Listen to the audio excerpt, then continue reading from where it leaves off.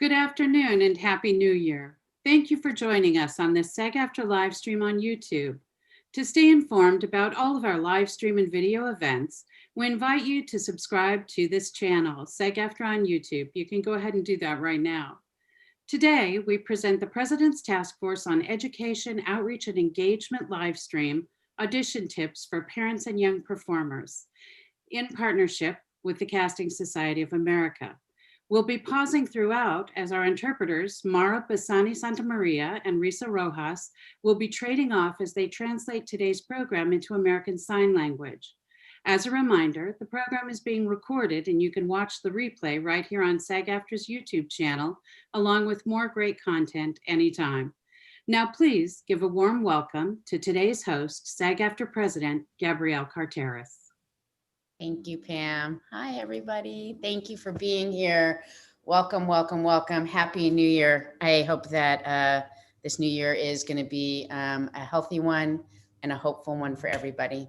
So anyway, today we are here with, I think, a really fabulous discussion. We're joined by some of our esteemed industry colleagues. I'm incredibly excited about today's topic. It's audition tips for parents and young performers, as Pam said.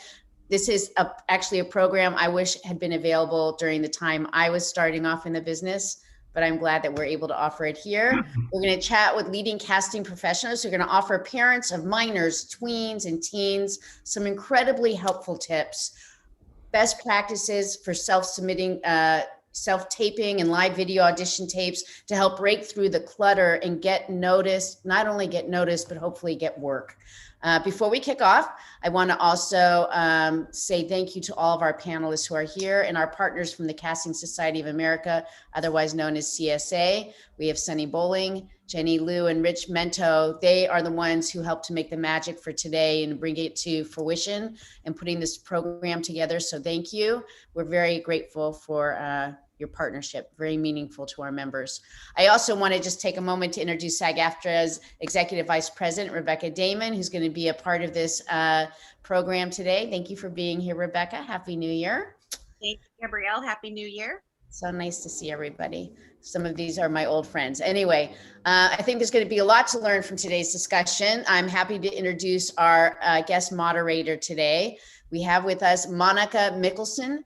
Monika is California native, very few of us around, but she's one of those. She graduated from UCLA, has been involved in casting ever since she graduated. She's been mentored by the intimate Heidi Levitt. Monika also learned what casting is all about in high profile features such as films that you've seen, Nixon, The Rock, The $1 Million Hotel. As an independent casting director, she's worked on a variety of international as well as American films. You'll know them as the Disappearance of Eleanor Rigby, otherwise known as Him and Her and Them, Cleaner, The Devil's Rejects, Lords of Salem, Things I Never Told You, Nurse Betty, and the precious independent treasures that live long and prosper in the festival world, like All God's Children Can Dance, Love Liza, Gravy, Learning to Drive. After spending 5 years as a VP for Paramount Pictures, overseeing their live action animated feature films, Monika moved into animation full-time in 2020, a great part of our industry. She's now casting the films of Paramount Animation and learning all about the power of the voice. Monika, thank you so much for being here. We're so happy that you're going to be leading us today. It's an incredibly important conversation. So let me pass it to you. Oh my. Well, hello, everybody. You have some rock stars to contend with today. We are not messing about. These casting directors know their stuff. That's right. So listen, we have 4 casting directors that know everything. We are going to start off with Kim Williams because it's Kim. Kim and I work together at Paramount. We have gone through many kids in terms of casting sessions. She is a superstar. She can read, she can act, she can direct people. I mean, it's serious. She now works at Disney and ABC television, and she's in charge of things, and she's very, very knowledgeable. So just get ready, okay? Then there's Howard Meltzer. We can't even get into it. There's too much. It's just, he's a legend. Everybody in town knows him. You've watched the shows that he's cast. It's insane. Hannah Montana, what? 4 gajillion episodes. I don't even know what I would do without Miley Cyrus in my life, and I blame Howard. That's how it is. Then there's Krisha, sweet mother Krisha. Not only do we attend weddings together in storm-ridden Mexico, but she also worked on one of my all-time favorite shows, Degrassi, The Next Generation. I love that show. She's also the spirit animal of Dan Schneider, who created, I think, all of Nickelodeon's programming. I'm not sure, but there's Krisha. Then we have the precious baby treasure that is Suzanne Goddard-Smythe, responsible for School of Rock in terms of Paramount Television. So that's how I met Suzanne. Amazing credits, so good, so kind and thoughtful with the kids that she brings in. And I think I have to say, of the 4 people we're talking to today, they really care about the people they see. They're respectful and thoughtful, and they give great direction to the young people that come in and audition and want to get the job. So please meet your panelists. Here they are. They are delicious, precious treasures. I don't even know how to start. I mean, Krisha, I'm going to throw it to you just to say, you recently, based on working from home, self-tapes have become hugely important. How do you even begin to make people feel comfortable? Do you Zoom with them beforehand? How do you process your self-tapes? We have been most recently starting with the self-tapes from home, and then there's a following up when we're doing a secondary casting of either Zoom or EcoCast Live. There's a couple of other platforms that are attempting to get as strong and good as Zoom has been, but Zoom has been the one that we have mostly stuck with. It seems to be the most reliable right now. But self-taping is just going to be the way it's going to be for the next while till we can get this COVID thing under control. And I think one of the things that I would like to mention for people who are self-taping is the slate. The slate used to be just a way to acknowledge who you were and maybe give us a little bit of information. And now with self-taping, I think it's even more important in the slate to add a little bit of your personality into the slate, because that's going to be everybody's introduction to you. When you used to come in the room, we would have a little chit chat and we would get to know you as a person. Now we don't have that opportunity in the self-taping world. So it would be a great thing for young people to remember that the slate is your introduction. So it shouldn't necessarily just be rote, hi, my name is, very flat, but to give it some personality, maybe even throw in a little tidbit about yourself or what you're happy for that day or grateful for that day. Give us a little bit of something extra. Do you all like to know, like just a show of hands, who asks the actors to give their height? Okay, everybody. So height and name. Name, age, if they're under 18. Okay. Very important. If you're over 18, do not. Just say over 18. If you're over 18, we're not supposed to know. Right, So you're an adult and you don't tell us your age. But if you're under 8, it's so important to name, age, date of birth, height, and maybe even doing a head to toe so we can see it from head to toe. It really helps. Right. Don't you guys think? Absolutely. I also think what city they're currently residing in is important, because we've got quarantine things to worry about now. City and state. Because sometimes, I know we were doing a session for something, a local show in Los Angeles, and we really needed somebody in Los Angeles or in this area because of COVID. We couldn't have them fly in and out.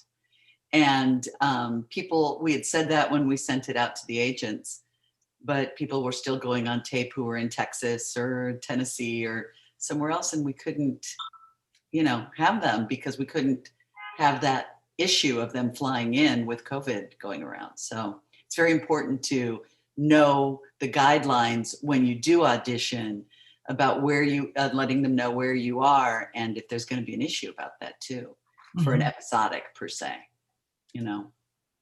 Even for the crafty parents that have a family member that lives in Los Angeles, they should be ready to be in LA physically 2.5 weeks before anything. Right. Right. So Yeah, that they can they have to cover have that whatever quarantine. quarantine shutdown might occur. Mhm. Right. But it's the whole thing about flying. I mean, a lot of people are very nervous about, at least my producers have been very nervous about somebody's going to fly in. Mm-hmm. It really opens up the world to being infected, is how they feel. So they really don't want anybody flying in without definitely, and hiring somebody and then they're coming in. It's tricky on episodic, at least I find. Even just, I had a situation just a couple weeks ago where I got a quickie SOS from a independent feature who had hired a child who was outside of Los Angeles, and the test that the child took just the day before they were flying showed that he was positive, and they were shooting. Had already started shooting the film. Oh. So it was an SOS to find a child in 24 hours to replace the lead child. Yeah. Ooh, the lead. Oh, Krisha. Instructions, like when you're putting out your requests, like Kim, for example, you're putting out your request for self-tapes. They goes out to the actors that are on Actors Access and on the agencies and managers breakdowns. Do you then have a space of time where they can ask questions about the instructions? Do you have that kind of time frame? Like what kind of time? I guess I should ask each one of you, like, how is your time frame planned? For me, it depends on the project. Some projects I have a little more lead time than other projects. But yes, there is always that opportunity, and I encourage that if you have questions to, submit your questions, and we're always looking for, responses from people, whatever it is, confirming they're not available or any questions or issues that somebody might have. Absolutely. And it's okay to ask your associate or your assistant for those answers as well, yeah? Absolutely. Yep. Mhm. Absolutely. Krisha, would you agree? Absolutely. I mean, I do the same thing. Sure. And then do you put out sort of specific instructions in terms of order of scene or how many scenes, or if they want to do a monologue? Have people volunteered extra? Howard, anything? Yeah, we put out pretty specific taping instructions on how we want everything from your slate and your lighting and your secure internet connection, all those things that we're going to ask for. And usually if it's for episodic and I don't ask actors to prepare more than one scene and I tell them which scene I prefer them to read, it just gives me a quick sense of who they are. Then we'll do another session and I'll be able to work one-on-one with them. For the most part, I've been using EcoCast Live and it's been very smooth, and it's great because I can keep a history of every actor's audition, which I find helpful. Oh, that's great. Now, what happens if you've put out some appointments and for some reason the parent or guardian feels that the child isn't necessarily right? They pass on the opportunity. Is that something that you find will harm that actor's chances in the future for other auditions? Does a pass bother you, Suzanne? Like, what do you? No, how do you not feel at about all. I understand there could be various reasons why a parent or the actor feels the need to pass. They don't connect with the material. They don't want to travel during COVID. They don't want to be out there in the world right now. All sorts of reasons. And, you will see them again when they're Right. available. If you like them, you like them. Yeah. It's not like you're not going to turn on them in any way. No. Right? And sometimes, you come into our offices a lot and maybe you don't get the job, but we like you. You wouldn't be continuing to come in if we didn't like you. So, and sometimes A lot of actors. yeah, and I know we all kind of help these kids too. I mean, we try to help nurture them. And because a lot of them, they're just starting out, and like with adult actors too, but you want to help them grow, and having them come in and do their pre-reads, and all of a sudden it clicks and this is the role for them, or you really see their work coming and understanding of character and roles and who they are and how they connect with different material. It's exciting. So no, we love seeing these kids over and over. Monika, may I add to that? Yes, of course. So, sometimes actors, kids will pass because perhaps they're not exactly the description which we had in the breakdown.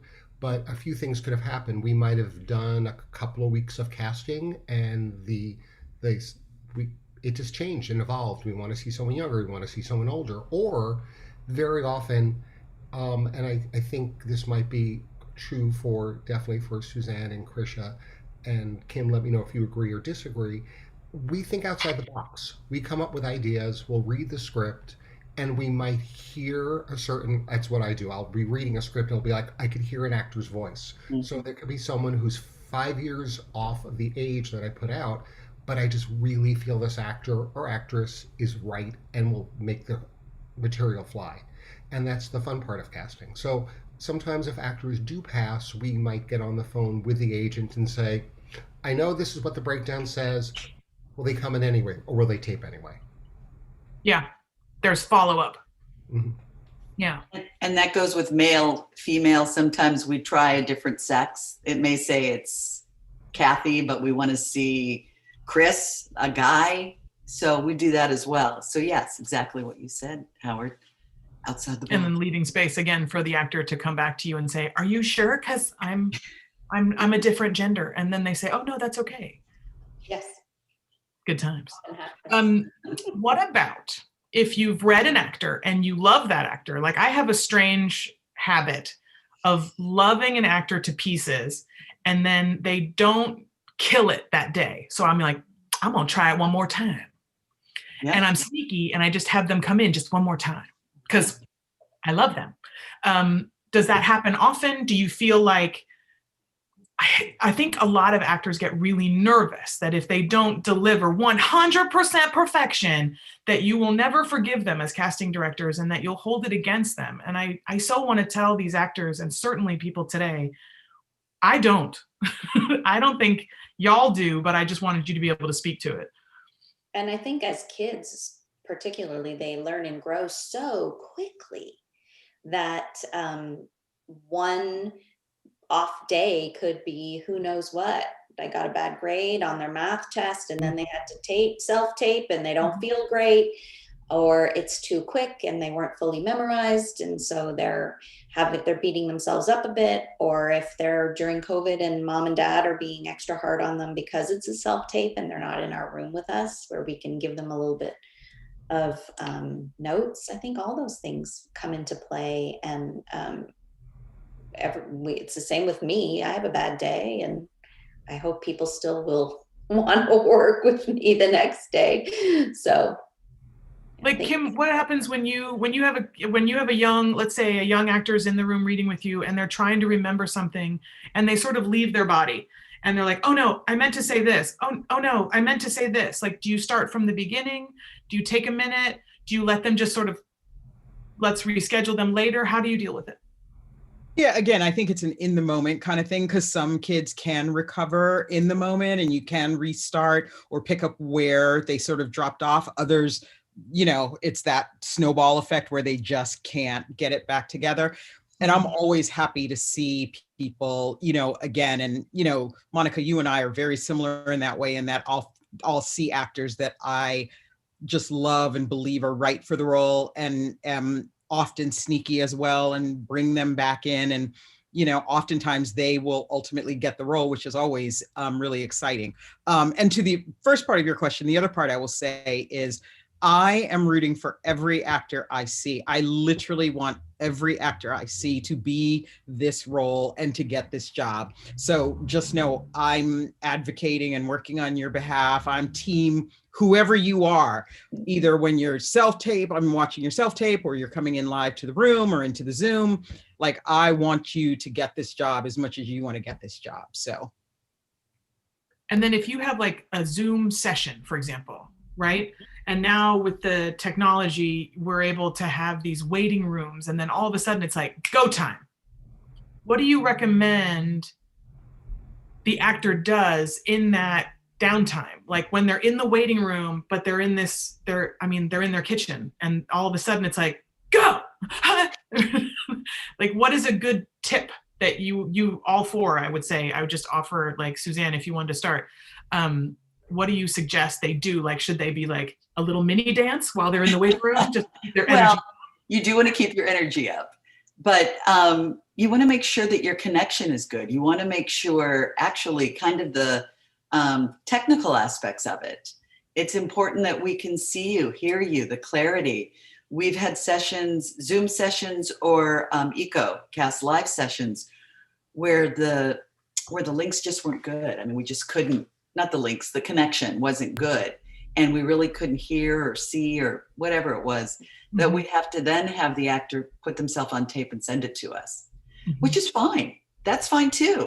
Right. It has to happen quickly in that kind of situation if we're doing episodic. But that's okay. But you just got to make sure your technical stuff, I think, number one. And yeah, keep your energy up. It's different world doing this as opposed to being live. So you want to make sure you're ready and prepared. And if the technology isn't working, just be able to just brush it off. Yes. Self-tape. We're not mad. We're not mad. We get it. We have it too. I've gone down and had to come right back up on stuff, you know?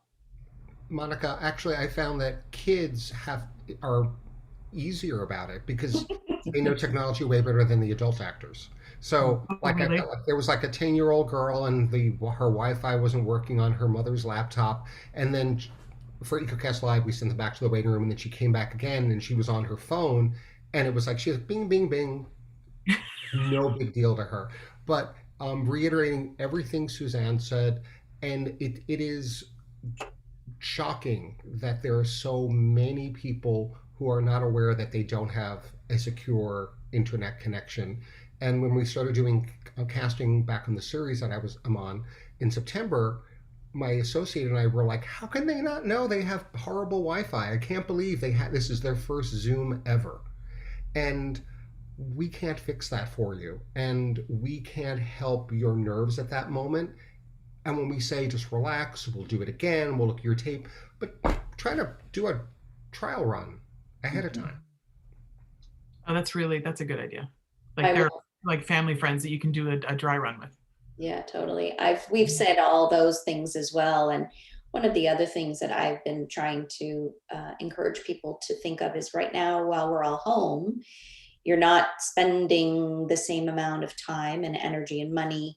So it might be time to upgrade your internet. It might be time to invest in a better camera, better lighting type of a situation. And I've been also encouraging people to think of having a Zoom audition space that's just designated, either that can quickly go up or come down, or it just lives up a little corner of your home, your space that becomes a space for both self-taping and for Zooming that has, because it will work for both, but you need to be available. You need to have the availability for the camera to rise if you're going to be standing.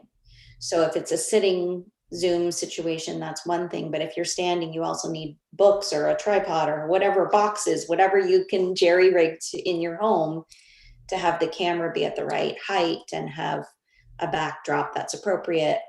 I like to remind everybody that casting directors easily distracted, very, very easily distracted by anything that might be going on behind you. If there's a picture or a word that's behind your head, 100%. Grandma. I'm trying to figure it out. That's one of my was her grandma was sitting right behind her. Yep. And not just the casting director that's distracted by those things. It would be the entire team that would potentially be watching the Zoom or the self-tape. Because we also, we're most likely recording the Zooms as well, so that we can reference them later. So all of those things that Krishna just said, exactly. I think for most of us, we're very generous in we know this is not, as I've said to actors when we're doing the Zoom, this is not live television. We're not broadcasting this. We could fix it and make it better. But there are little things you can do. Krisha's advice about having a little designated space and making sure there aren't things distracting as we're watching it. But there are so many people that will be watching their self-tape, and I just want to say to them, could you have made your bed? Could you just make it neat? I made my bed. Yep, that's very good. And it sounds silly, but I don't think I'm the only person who's ever thought that. Right. And also with the sitting and standing options, That was just what I was going to say. you usually explain why you want them sitting or standing. But if an actor, for example, can reach out and ask you, are you okay if I sit for this audition or stand? If it's not specified, that's okay. Yeah. The whole point, I think, is energy. Yeah. Right. And oftentimes, and it's a funny element within this world that we all now have on the Zoom. But in the room, when I would have auditions, I always like the actors to stand because it creates an energy. Because when they sit, sometimes it just sits all your energy back and you're just too comfortable and not prepared. So it's up to you, it's up to the actor, but I always find that standing really helps the actor for their energy. And that's a big part of this. What about eye line? Do you like people looking right into the camera? Or like I am not an actor, so I'm looking at your faces like, oh, delightful, which probably doesn't help my audition. Well, Go ahead. yeah, no, just the reader, and the reader should be directly beside the camera, just as they would As close to this as possible. Yeah, so I always say, I mean, I'm looking right into the camera right now, so it would be just ever so slightly to the right or to the left, but right beside where the camera is, and you want to have, you want to be framed correctly. My favorite auditions ever were these. Were these. Awesome. Like, we need to see you with a visual medium, television, remember? We have to see your face. Oh. And your reader, so you bring up the reader. A really good point. Now, does your reader have to be Royal Shakespeare Company? No. Do they have to No, protect and be loud and steal the scene from you? No, How do you, what are you looking for? What is the best advice you can give an actor self-taping with a reader? Okay. Tell the reader to keep it quiet. You just want to be easy and clean and clear. Look, there's two ways to do it. We can read with them if we're doing it on Zoom, right? Which I always find it helps me with their focus often. But a lot of actors, and I can kind of help guide them sometimes in their readings when you're reading with somebody. But also sometimes there's a lag. So when we have executives on, I want to make sure there is no lag, that if they've got a reader in their space, that's better. And yes, it has to be somebody that's kind of just a little to the side and we see them playing the scene. Because right in this framing, you're creating your world, the scene that you're presenting. So we need to feel that world to you. Is it cold? Is it warm? All the elements of acting in a scene. So where you're looking is going to be a big part of it. And the reader, if they are there with you, it can't be this, it can't be Shakespeare. It takes away from the actor. So you just want to make sure, if you're not an actor reading with an actor, that you want to make sure you've got somebody that's just easy and gets the lines to you, and you can emote off of that. Is what I find.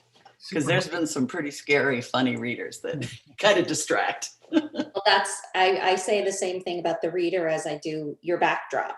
Anything that pulls focus away from what we should be paying attention to, which is you and your audition, shouldn't be happening. Exactly. Okay. And now let's say you really believe that your son, your daughter really is perfect for this part, but they're not connecting to the material. They're not getting it. You're the mom, you're the dad, you're the uncle, you're the cousin. Like, you're just like, no, you got this. You got this. And they're rehearsing it and they're super into it. But the actor themselves is like, I don't care. I don't see it. Is that a good time for that actor to maybe pass? Or is that maybe like, do you ever, I'm trying to think of an example where we had a young actor that we simply knew was perfect and he was like not getting it or she was not feeling it. but it's not, because I think it's so obvious, and so you can see it if they don't connect. Yeah, may I jump in, Monica? Yes, of course, my God. Sometimes this is more of an example of what happens when you, let's say the example is this happened in 2019. This is not a 2020 story, but sometimes in the summer when we do auditions during the day, I would see kids come in and they look miserable, and my associate would say to me, "My God, she looks like she doesn't want to be here," and I'm like, "I'm sure she'd rather be with her friends and go to camp." So if there's a period of time where an actor, actress, young, old, feels they need to want to take a break from the professional part of the industry, you should let them take a break. And if they look like they'd rather be with their friends or doing other things, you should let them do that. It comes through. And we're all savvy enough, and I'm sure we don't write the same notes, but we'll just say, like, I'll write a note and I'll just say, didn't want to be here today, or just not the right match for the role, and we just move on. But if it's someone we truly feel passionate about, we probably will call the agent or the manager and ask and find out what's going on. And sometimes the kids just need a break from it. And then, I mean, I remember on one project, I brought this little girl in, and I knew she should be right, but she just couldn't connect. We tried some stuff. I was like, okay, I'll remember you down the line. A couple weeks later, I said, let's try her again. Let's have her come back. She ended up booking the series. I mean, it's just a timing thing with a lot of people and finding the reconnection to the material. Have you ever directed any actors to work with an audition coach or a specific acting coach for a part when you're like, I believe in this child? Like,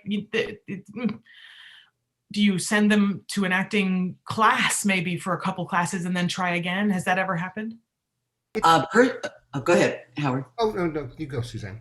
Oh, well, I like to work with the actors, so it's something that I will do with them. I'm assuming a lot of them already are in class because that's your tool.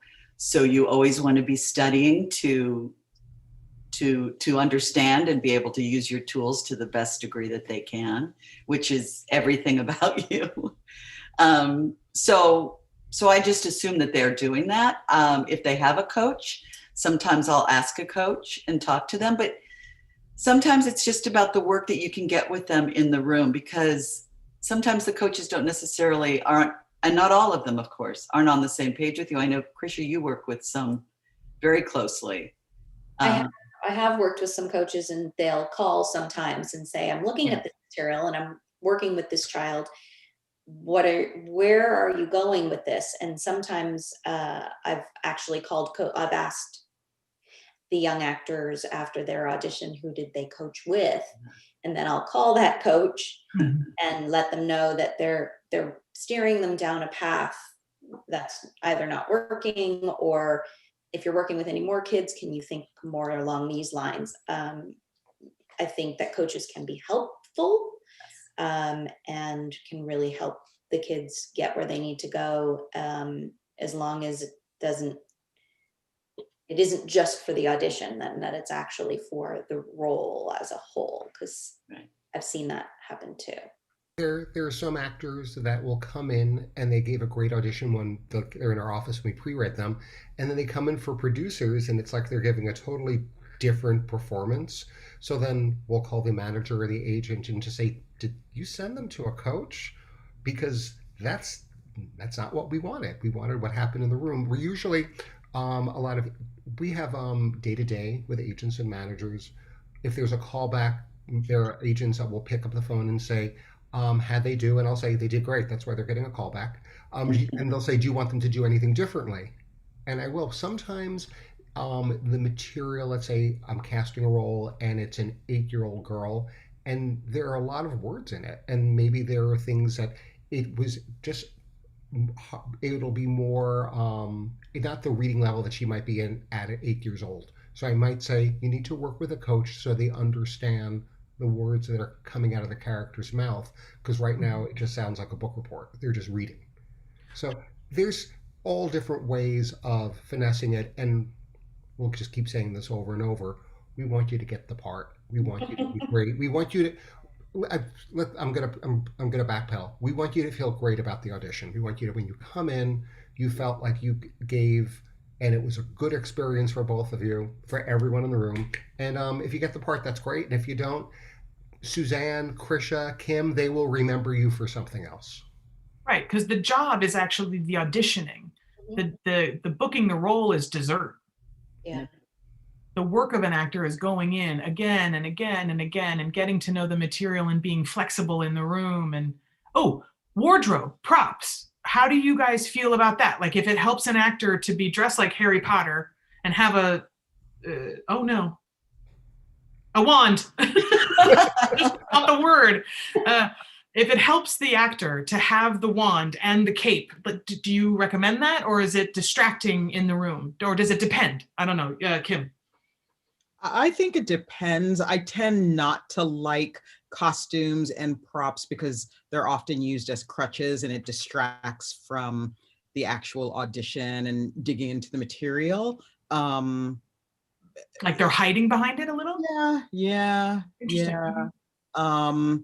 And then that becomes the focus, the wand, the phone, the cape, or whatever the thing is, rather than, you know, the character. But there are times, but we are very specific about if we want, you know, a specific wardrobe or props to be used, but I'm usually against it. Okay. Krisha, how you feel? I totally agree. I usually am against it, except for the phone. Yeah. Because everybody has a phone now, nobody needs to do this anymore. Definitely not. They can actually hold their phone as long as it's turned off or on silent or whatever. And I feel like the phone has become an extension of young people. So they know how to hold the phone, use the phone, and still connect. Most other props pull them away from the connection to the material because they're worried about it and they haven't used it enough in rehearsal when they're practicing at home. I find that they sort of throw it in at the last second as a bit of a crutch as well. And then they're futzing with it instead of connecting. The phone is the only full exception. I say, if there's supposed to be a phone in the scene, please hold a phone. Well, then, Suzanne, I'm going to twist it on you and say, it's a young actor wearing a hat, and you ask that actor to take off the hat. Is that typical, or do you actually let the hat stay? Like, hats make me crazy. Well, I think it's a during the personal thing slate, that I'm we'll like, probably. tell me what you think. Well, I think during the slate, that's when, if the actor were in the room, I would say, "Oh, could you take off your hat? Let's slate you." If it's something they think is character, it can go back on. But if not, you know, I'd say, I don't know if this is one that has the hat. Maybe we'll do a take with it, but let's try it without it. You know, I just want them comfortable. So if it's comfortable to at least do it with the hat, okay, let's try that. And let's try one without it. Right. You know, whatever makes them feel safe and comfortable. Sometimes people use clothes to make them safe. What do you mean? Is my scarf giving me away? What? I love your scarf. Howard, I'm usually a scarf girl. Baseball caps can also be just turned around. Yeah. So that but what if you want to see all that hair? Like, I love the hair. Then you just ask them. Okay. Yeah. All right. I always feel a little guilty, but I'm like, take off that hat. And I always feel like I'm being a bit rude because I think it is something that's a comfort. But how they had a bad hair day. We all have them. I'm pulled back. If you're auditioning a scene that happens in a car, do you self-tape from the side?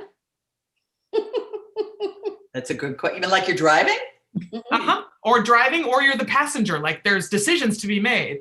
Do you commit to the side view, or do you keep your face on camera? I think you should keep your face on camera. I think for the most part, and there'll be a couple of, I'm sure, executives and producers we've once worked with that were just very literal, but for the most part, we can imagine what you'll look like in the back seat in the middle. You don't have to demonstrate that for us. So they don't have to learn how to take a punch in the face? For the most part, no. Not in a car. For the most part, no. You never know. A tree branch could come swimming through the windshield. Who knows? But like those action intense scenes, I find that I would say all of us tend to go away from the action-y audition scene because it doesn't help us find the character. Anything that I'm sure, again, I'm sure we do very similar things with our jobs. If I'm reading sides and I see this or one scene that is so physical, it's not it's not the scene I'm going to choose to do. It's going to not play in an audition space. We want to just find the scenes that are going to set them up for success. Right. If there is some action in the scene, I get asked that question a lot. I think it's fine there's some indication that needs to happen, that they understand that there's some physicality. And if they're supposed to be aggressive, sometimes stepping forward in the middle of their audition can help just show us that they understand that there would be some confrontation.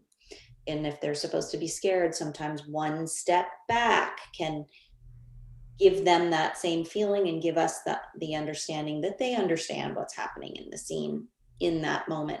They don't have to go crazy forward, backwards, all over the place. You can do smaller.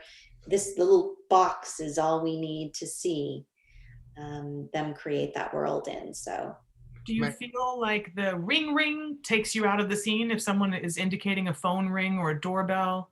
If you have the reader giving some sound effect that's necessary, Like that. does that help or harm them? I think it can help actors, but I think it's also dependent on the scene. Sometimes it needs a loud bang, and if you can get your reader. It really depends. Yeah. I am jumping on what Krisha said. It depends on the scene. If it's a scene that takes place in school and all of a sudden the bell rings and you know you have to go to class, that's a jolt that you might need, especially if it's important to what's happening in the scene. There's something that a lot of actors don't do. They don't read the stage directions. And very often it's just the simplest thing. It'll say at the end of the scene, it'll say, Susan storms off. And then the end of the scene ends and she's still standing there. And you're like, you could have, that would have just put the button at the end of the scene. So just things like that I know we all look for. And if we include it with your sides, and it'd be great if you tried it and be open to it. Especially if there's an arrow or a star beside the stage direction, that would be a good indication that we want to see that. Krisha, do you do that? Because I definitely do that. I underline, star, arrow, all of three of them sometimes. Map it, because it's a roadmap. Yeah. It's a roadmap, and every writer writes differently. I think Suzanne and I had a conversation a long time ago about a producer writer that we work with that didn't put in stage directions. So a lot of our day was spent giving the actor something that would have been in the sides, but that's what we do. Yeah. And you trained in that. I feel like that's a really theatrical, that's a stage play situation. There's not a lot of stage direction in plays that when you read them, the way there are in film scripts, it's so laid out in film scripts. And then she took a nap and then she went for a while. You're like, okay. On the other side of it, let's say an actor really connects with the role and in their slate, they are like, not only did I study German in high school, but I went to live in Germany for 6 months. Do you like hearing the personal attachment to a role in the person's slate? How do you feel about like a prepared moment? I don't know, like, I don't know how to say it. If the actor just loves this role so much and just needs to share that with you. I think there are subtle ways to be able to do that feel organic to your slate. I had a role that I cast a few weeks ago. This was for a mom role, and the character spoke Portuguese. And when an actress slated, and it was just very casual how she slated her name, and she said it in Portuguese, and from the very moment it made me go, oh, I'm going to pay even closer attention because she actually is fluent. And then before we set them up for producers, I told the actor, remember what you did? Do that again. Yeah. And if I didn't like what you did, I would tell you. So it's like a casual confidence to it. I like the way you put that, Monika. Okay. I like that too. I also have seen though, when people really feel attached to the script, I think it's nice to have that extra little bit of knowledge that I read this script and I loved this script and here's the reason why. And, Yeah. you know, give us that little extra bit of personal. I mean, you can tell when it's made up, and you can tell when it is organic too.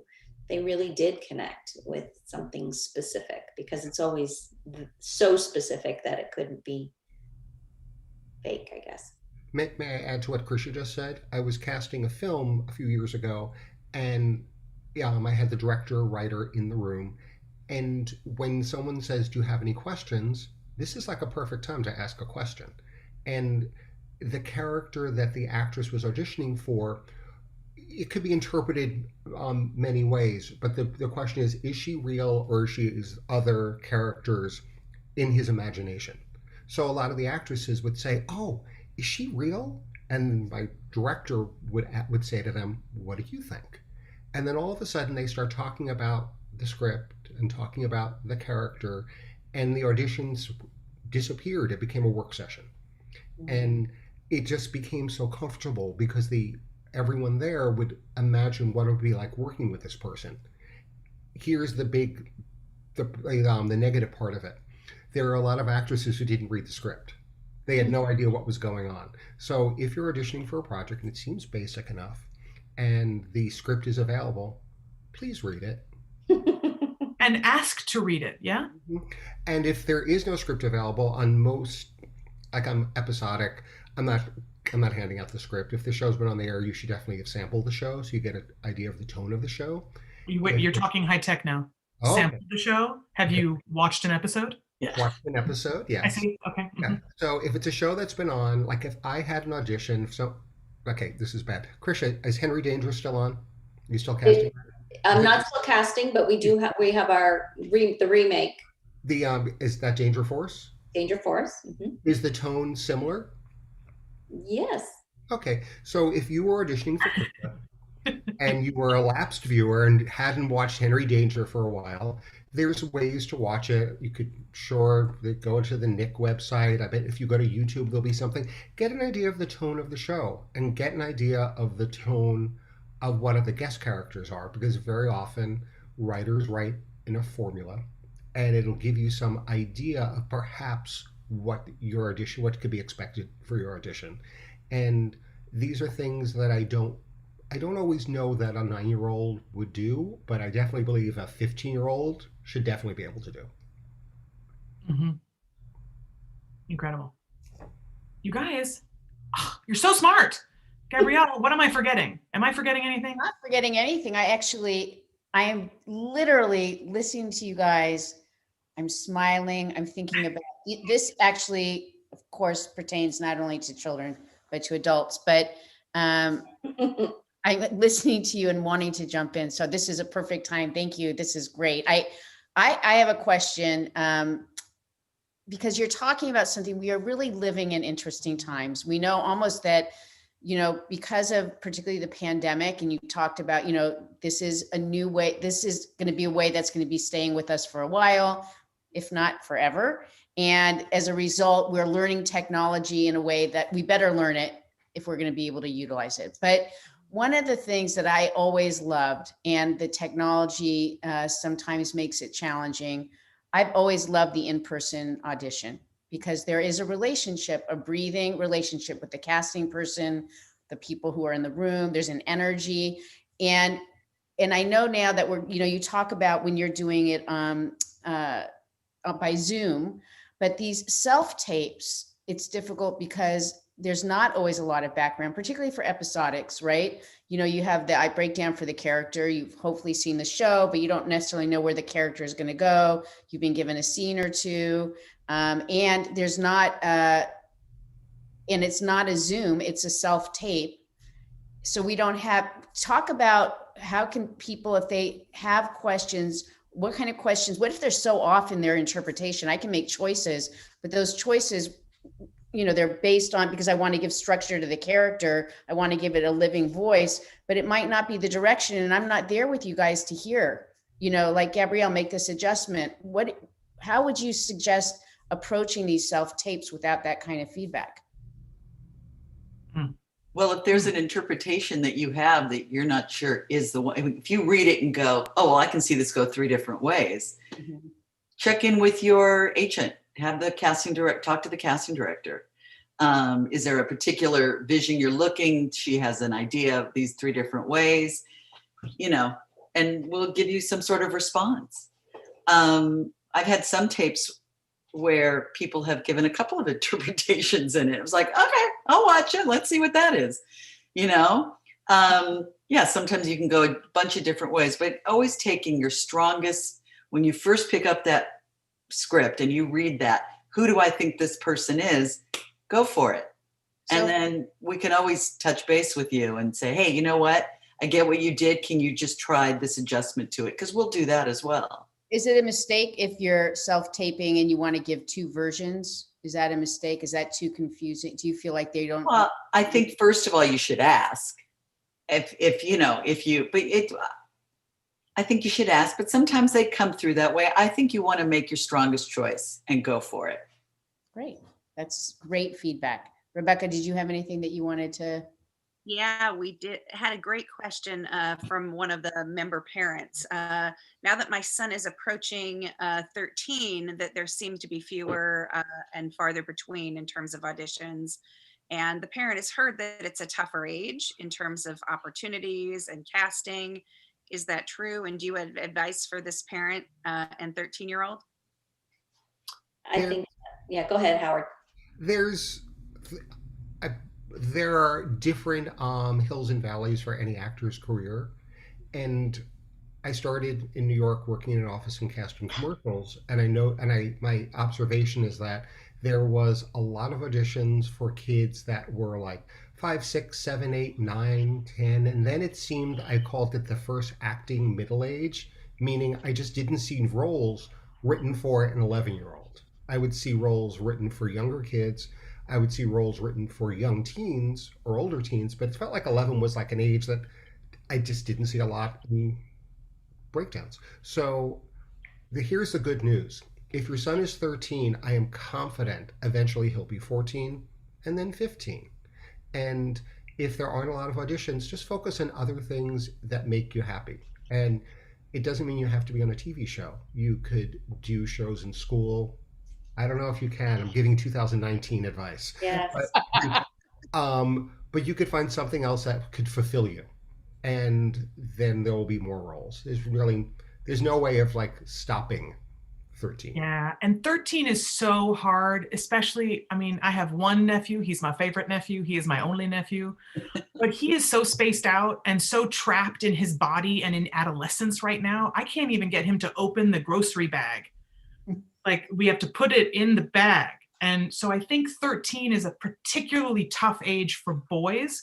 I think girls have a tough time right around 11 and boys around 13, just because of the changes in their bodies. Like, it's just chaos. And I think that when you're planning a shoot and you have a 13-year-old role, you're going to cast 4 seconds before you're shooting because you don't want their voice to change, their bodies to change, their height to change, their voice, like, it just goes and you have nothing to count on. So I do think that there is a little something there. And certainly on the film side, we talk about 13-year-old boys and 11-year-old girls a lot. Like, let's hold off or let's go older to play younger because the change has already happened. I also think it has to do with what's happening in the industry. And I mean, and that's always changing. And what's the trend right now? Mm-hmm. Maybe it's not for that age group. I remember at one point, I felt like when Howard and I were doing iCarly and Hannah Montana, it was we were casting the exact same ages every year. And then it sort of shifted to a little bit older. And then now it's shifted to, like, at one point we were looking for 14 and 15-year-olds. And then it's back right now to sort of 10 to 12-year-olds. And it just shifts and changes. But that's one of the best things about being an actor is that it's a job that you get to do from birth till the end of your life. I mean, it's the greatest job in the planet that we always need people of every age, every stage. every look to populate our projects. So it's a fantastic opportunity to, as Howard was mentioning, explore other things that will enrich the acting when the roles show back up again. Right. You just never know what the trend is with the writing, at least. Mm-hmm. How do you guys deal with, you talked about age, and I know that, of course, 18 and over, you're not supposed to talk about age. And many of you know I lied about my age. I know 210. So I want to ask, what do you suggest? People want the opportunity to be able to audition if they have a look. Let's say they really do look 9, and they're 12, right? Are you not going to, and it has to be, I guess, a real honest truth to this, like how people want to be able to come into the room to audition. How do they deal with that? They look young, but they're older, and it's just part of who they are. Yes. I feel like, anyway. Yeah, we see them. We want to know who they are as actors so that we can process them in the future for other roles. We can see them for this role if they play 9 and it's a 9-year-old role, or if it's a 12-year-old role and she looks 9. Like, okay, hey, it's just really special about that person. Sorry, I think for me at least, it has to do with hours. Right. More than anything else, is that based on child labor law hours. So it benefits if they are older to play younger. That's more of a benefit because we will get them then for that 1 extra hour of work is huge in an episodic. Right. That's great. Thank you for that. I have a question here that was sent in. It says, do you put out casting calls or backstage for children and their parents to submit directly to you? Have a preference or platforms? I missed part of that. Do you put out casting calls to Actors Access or backstage for children and their parents to submit directly to you, especially if they don't have representation? Do you have a preference of platforms where people can submit directly? It depends if there's a special skill that I might be looking for and I want to do a broader search. I will release it on Actors Access because it's just easy for my office to sort the submissions. But be very thoughtful if we're asking if the description says the character is a 9-year-old girl, please don't submit your 14-year-old daughter, especially when she doesn't look 9. So be accurate.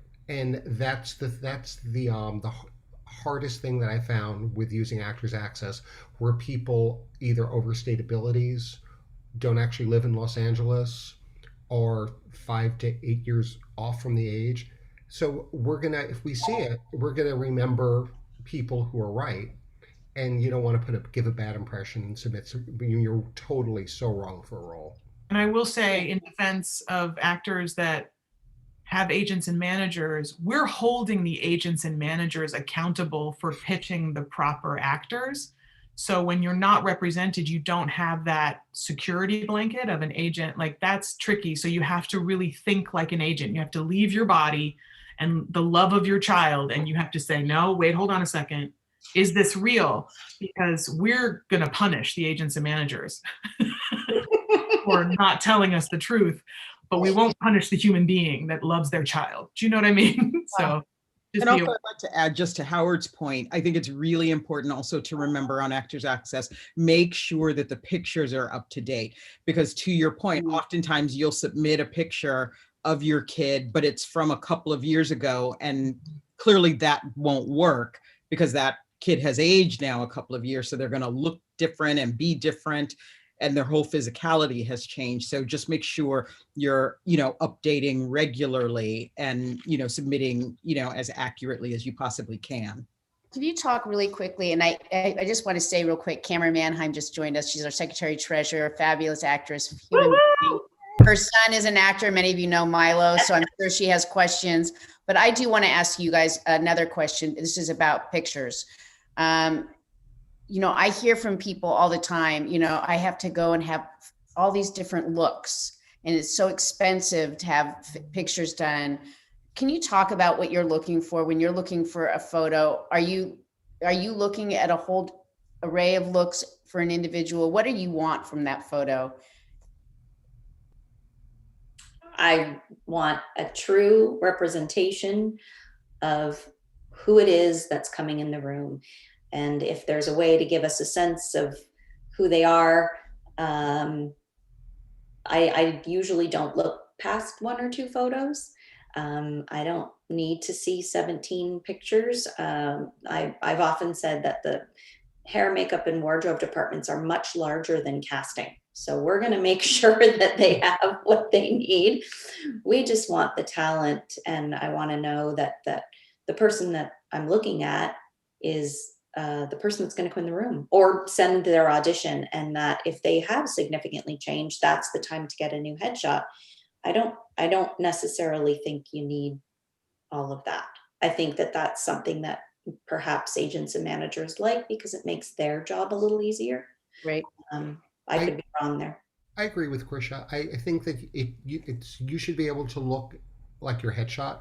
And when I haven't met the actor before and I'm looking out in the waiting room and I can't find you because I'm looking at your headshot and it looks nothing like you, that's it's time for new headshots. It should look like you on any Tuesday morning at 10:20 a.m., meaning without a lot of fuss. And I've made this joke. I said it shouldn't look like your parents' wedding picture because often they look nothing like that.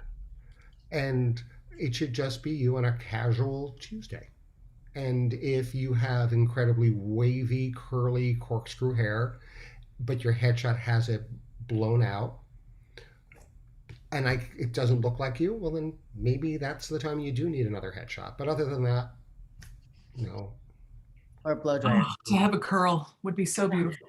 Yeah, I agree. I think as a blank canvas is great for us to be able to sort of look at you and figure out all these other fabulous characters that you can inhabit, but let us do that part of it. You present us your beautiful blank canvas slate or face, in the best possible way that you can, and we'll take it from there. Perfect. That's so helpful because people really go and spend a lot of money for a billion different looks and they don't realize you're just looking for the human being, right? Mm-hmm. So I had this conversation with an actress today, the same one, a grown-up actress, and she was showing me all these theatrical headshots. And I said, you don't need these. I don't need to see you in scrubs with a stethoscope around you. I have an imagination. Just give me 2 shots and they don't have to be theatrical. I think sometimes what happens is people think, well, in the commercial auditions, they want all this. And so they want it for everything else. And they're afraid that you're not going to have that vision and they need to have more faith in that. So that's very helpful. I want to, you guys, this has been so great. I could just go forever and ever. And we have other questions, but I see time is changing or going a little bit longer. Cameron, did you have anything that having Milo as a son and being in this industry for so long, is there a question you have or a statement? Well, I do. I have a thought and then a question. I've worked with a lot of children in my life, and they always say don't work with children and animals, but that's not true. There are so many wonderful children, and there are good stage parents and annoying stage parents, and I might fall into that category for all I know. But I would love for someone to talk to the fact of what makes a good stage parent. How can they best assist the process, and not be thought of as annoying, because we really just want our children to thrive and also to have a great experience. So what can we do to be helpful? Could we have Krisha answer this? Because she has the best answer I've ever heard. Yeah. Are you talking about the fade into the wall? No. Yeah. Did you use the term secret? They should be like the Secret Service. Secret Service, yeah. When we were doing an episode of iCarly, we were lucky enough to have Michelle Obama, but it meant a week of learning about Secret Service and White House staff and all the things. And I gave my office up to the Secret Service because they needed an office. And what was most fascinating about them was that they appear and then disappear because they virtually fade into the walls around Mrs. Obama and only emerge when necessary. And I sort of feel that a wonderful stage parent is observing, making sure there's nothing there, fading into the wall, but being present every time their kid needs them. Yeah. And that sort of is my best analogy. You want to make sure that you're there, that you're watching at all times in that same Secret Service way. On So set. On Totally set, you don't come into the auditions. Well, I just Yes, I I'm just sorry. need to applaud you and thank you, because all the experiences my son have been really extremely positive, and felt like the casting directors were their cheerleaders. And I honestly, without the casting director who found and discovered him, he'd have a completely different life. So when casting directors aren't there to be feared, they are really truly your cheerleaders. And I just wish more actors would fully understand what an amazing part you play in the whole process. So I just want to thank you. Thank you so much. One of the great things that I started to notice, I'm just going to finish this up with casting, because you know what, sometimes you really are the unsung heroes. I've talked to so many people in casting who said, you know, I helped to start so-and-so's career. And I feel like sometimes I disappeared into the backdrop, and yet I loved being a part of that. I like seeing their journey. I'm proud of that. And I just have to put out there how many actors, I've noticed this now through the award shows, actors finally coming up and saying and saluting the work that you do. So I'm sharing that because they share it off the screen or in the private rooms with me, but I hear it from members all the time. They really appreciate everything that you do, and the fact, I know I do, but that you just need to hear it. You need to hear it out loud. You need to hear it out loud, right? So we are your biggest fans. We are. We are. I mean, records in 10 years, we're going to bring you in and you're like, why? What? Yep. I have a Cameron Manheim fan favorite story that I read. I heard her speak about playing cribbage, and it stuck with me forever and ever. Does me too. She did that at our convention. She shared it, and it was life-changing. It's really a great story. Cam has good stories to share. We always say she's the great storyteller. I want to say thank you all for being here. Monika, you did that beautifully, moderating, and thank you for this discussion. Thank you. As I said, our members really are looking to move ahead in this crazy world right now. And these are moments, what you've shared here actually allows them to be able to move forward. So thank you for that. On behalf of the team here at SAG-AFTRA, we want to say thank you for taking time to be with us. It has been an incredible pleasure. You can see how much I've enjoyed this. I want to say a special thanks again to all of you for being here, and for everybody who's watching. You're tuning in each week for our President's Task Force on Education, Outreach, and Engagement live streams. It's meaningful. We hope it helps. If you haven't already, while you're here, please subscribe to SAG-AFTRA's YouTube channel. Get updates on the great content we're posting, all the great things that are being shared here. And I want to wish you all again a beautiful, beautiful new year. Thank Rebecca and Cameron for being here as well. And to all of you, take care of yourselves. God bless.